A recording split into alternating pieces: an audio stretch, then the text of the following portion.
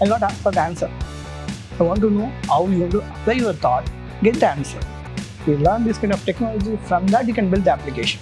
So that is the future now. Not only data analytics, like a data engineer we need more. Data scientist we need more. If you need data scientist, data analyst the first stage. Just practice. So whatever you do, right, like package slot. Even now also I'm doing the repro only. Any use case I'll take a repro, understand they are trying to connect with the LinkedIn. They know the industry standard. So we get the good connection, we are sharing the knowledge, we are sharing the technology. But I will not say that like a GenAI will not remove the job, but you're going to get more jobs.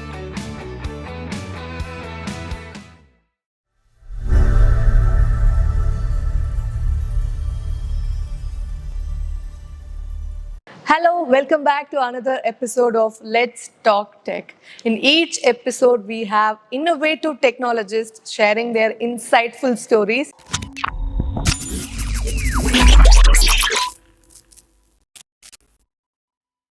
In this episode, we have Abishek Subramanian, Senior Technical Solutions Engineer at Databricks. Hello, sir. Hi. It's a pleasure to meet you.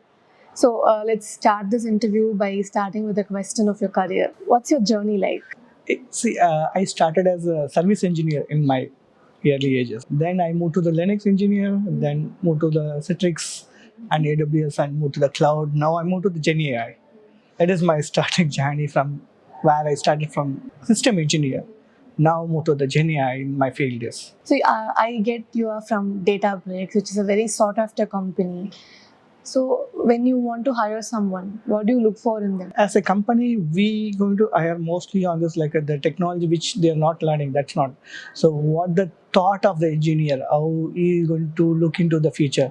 So for example, if I want to hire you, so if I ask some question, I'll not ask for the answer. I want to know how you want to apply your thought, get the answer. Okay, the intention. Yeah, that how you want to approach it, like the way of the approach only we're looking for it.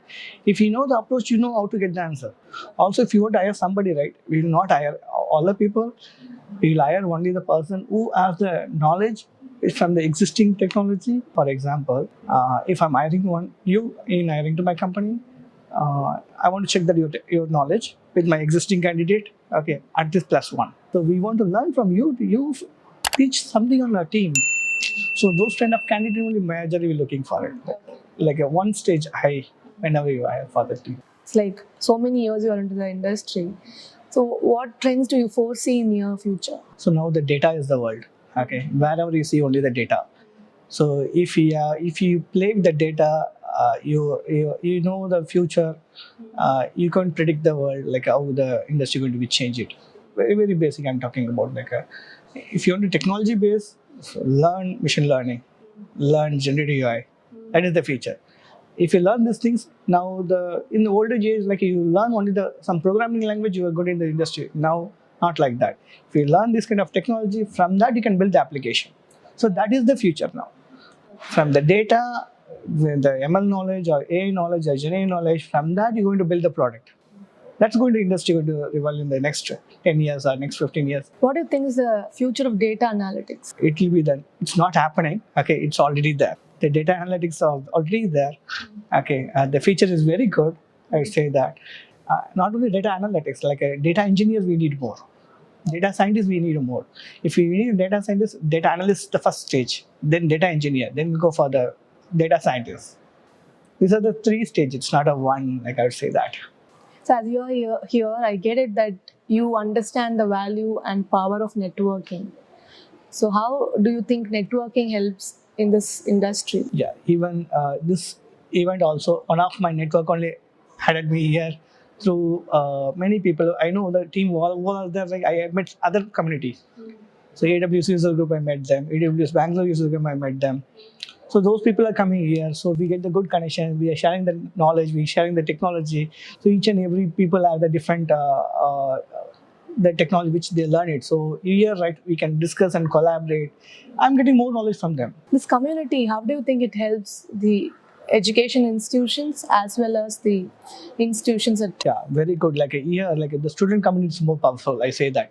So I started very long after my career. the community day. Now the students just now they started the third year, second year they started. So after a couple of years, right, they come back from the college, they move to the industry.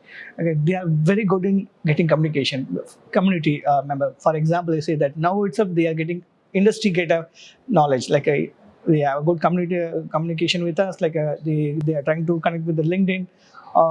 They know the industry standard, so now they are learning about what they want. When they come out from the college, they'll have the industry connection.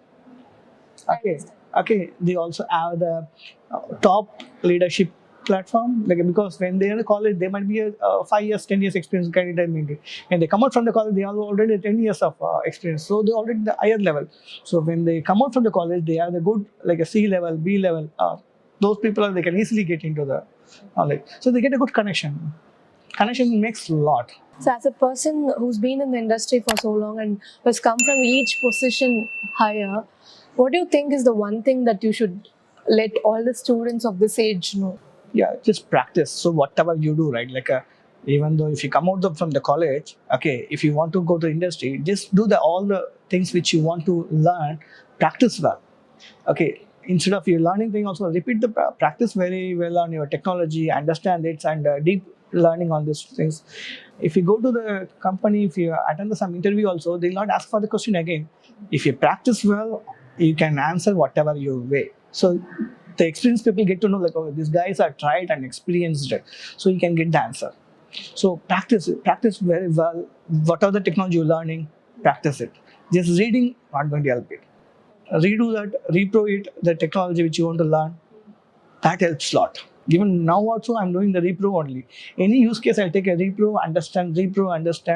If you're missing one day for repro, you might be missing something.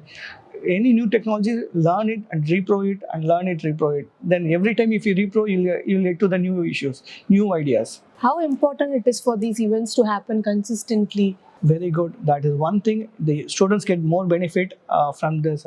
Connect to the industry people, getting the new technology in the college itself. So, in each industry, we talk about inclusivity. So, how inclusive is tech industry in terms of gender, in terms of geography? I would say that if the students want to go out from the college, right, they can go anywhere. Till marriage, I would say that. So they can go anywhere, learn technology as much as I can. So then they can come back to their hometown or wherever they want, they can switch it. But learning only that skill. Wherever they want, they can go and learn. Even my age, right, like when I started my career, after my schooling, I went to the diploma, then I went to the college. That's all different. But I never been my hometown after my complete. So almost 15 plus years or 16 years, I never been my hometown. I was still away from my home. So very rarely I go to hometown. So learning only this, like join the community meetups or any tech conference. So students get a lot of information on this. So, how do you balance it, the work-life balance? I heard it's really hard in tech industry. Okay, it's a purely not a odd work. It's a time management and smart work. In the technology, if you handle the issues very well, you can easily work on. If you don't know the knowledge, and try to get the knowledge and then work on it. So it's not tough. You say that how smart you're going to work in the industry. Finally, I would like to ask you the one message that you would like to give to the students of this age. This age, right, try to learn the leading technologies, the Gen AI. If they learn this stage for Gen AI, right, and they come out from the fourth year, right, there's another new era will come, like a new product will come. Okay, we don't know what is it. But I will not say that like a Gen AI will not remove the job, but you're going to get more jobs.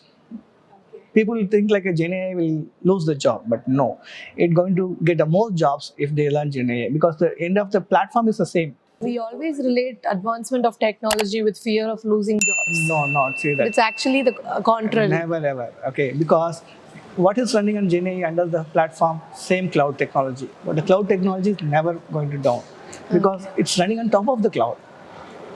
It's a new feature of the technology. It's a new program. Think like it's a new program. You learn it, but end of the balance, it's everything the same. I understand. Thank you. Thank you so much for this insightful conversation. I'm sure students had something to take away from it. Thank you. Thank you.